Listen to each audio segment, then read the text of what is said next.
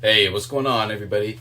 In this video, we're going to be doing my March 2018 TBR, and I'd like to do things a little bit differently, just because I did not like this month having like the 8 books I set out at the beginning of the month to read this month. I just did not like it, because sometimes I get pretty eclectic and just pick random things to read, just because that's what I feel, and it just felt kind of strange. Like I did not like when I got about halfway through, I had like 4 more books, and I was just like staring at them, and I did not like going, oh, I have to read this one, and this one next, even though I know I didn't have to. It just felt kind of weird. So what I'm gonna do is, from now on, I'm just gonna have maybe like say a dozen books or so, maybe a little bit more, put them up. I'd like to read a bunch of books from this collection basically, throughout the month. This one might be a little bit different because I'm going to try and do the 2 readathons that I talked about earlier. My video for that will be down below, but that'll take up about 8 books already, so it might be kind of difficult to fit in a few more. But anyways, that's how I want to do things, and it's my channel, so that's what I'm going to do. So let's get started. Now, I'd like to start with the 2 sets of books for the readathons I'd like to participate in March.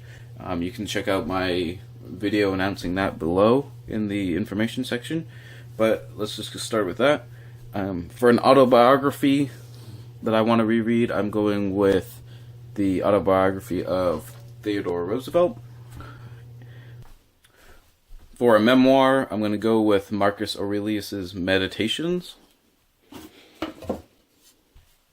And for a general nonfiction reread, I'm going to go with The First Class by Jim Lacey, and that is a history book dealing with the Battle of Marathon between the ancient Greeks and ancient Persians.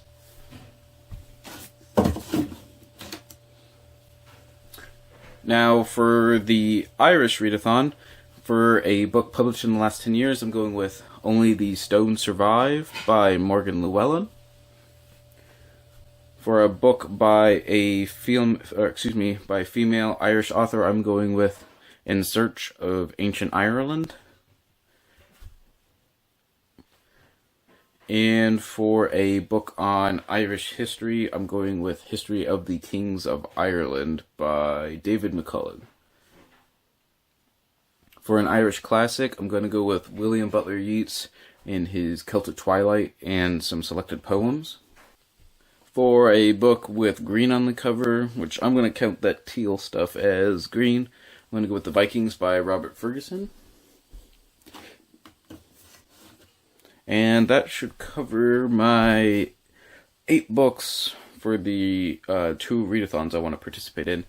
And now I'm going to go with just some books that I'd also like to read in that month of March if I can, but we're definitely going to see how it goes because that's already 8 books, I believe. So that's definitely going to be hard probably to fit too many books in there, but here we go, we're going to check it out. The first one I'm going to pick is When Elephants Weep, The Emotional Lives of Animals, and it looks really interesting, and I'd like to start reading a bunch of books on dealing with nonfiction studies of animals and that sort of thing. And that'd be one of the first ones I'd start with. I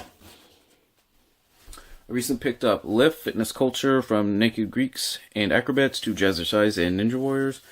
I believe it's basically just a history of exercise, and I like exercising, weightlifting, that sort of thing. It looks really cool, and I definitely want to check that one out pretty soon. Another book in sort of that animal nonfiction vein, I want to read Animal Weapons, which is basically a study of the weapons and defenses that animals use and how humans have either mimicked them or adapted them or that sort of thing in our own human history.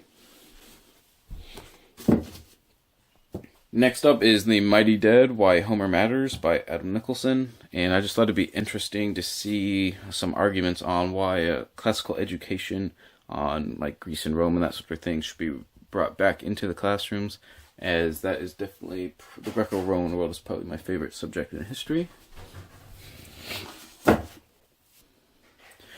Next up is Prisoners of Geography by Tim Marshall. I saw this online on a list.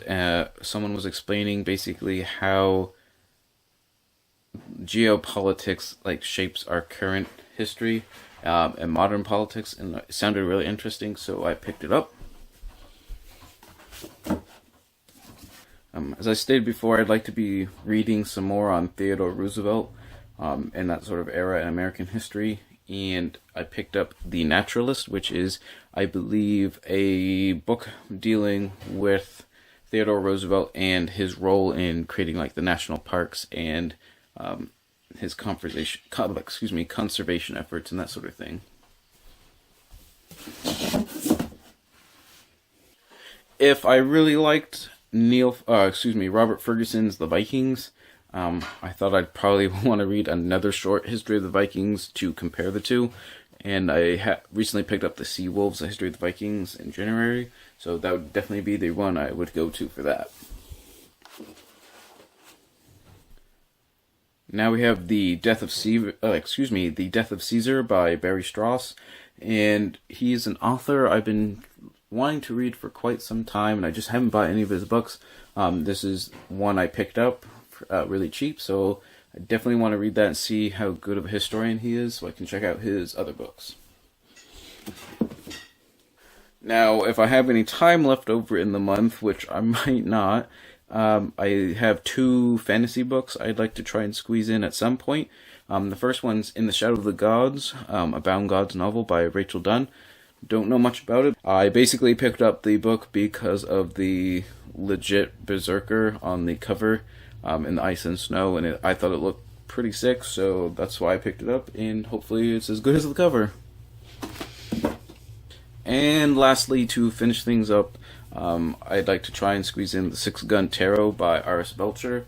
I love flintlock fantasy, it seems, so I thought maybe I should try out a Western fantasy, and this one looked really cool, and pretty much everyone I've ever talked to says this cover looks really awesome, so that's another reason why I picked that one up as well, but we'll see.